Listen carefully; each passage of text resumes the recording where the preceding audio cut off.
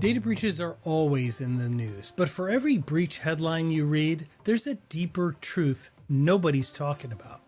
Joshua Copeland's new book, Unpopular Opinion, rips the cover off the lies we tell ourselves in cybersecurity and shows us how to rebuild before it's too late.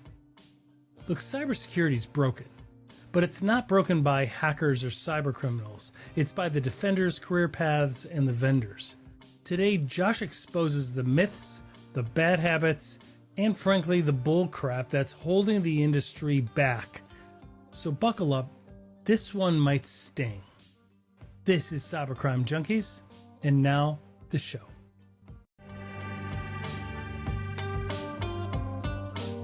Catch us on YouTube, follow us on LinkedIn, and dive deeper at cybercrimejunkies.com. Don't just watch, be the type of person that fights back. This is Cybercrime Junkies, and now the show.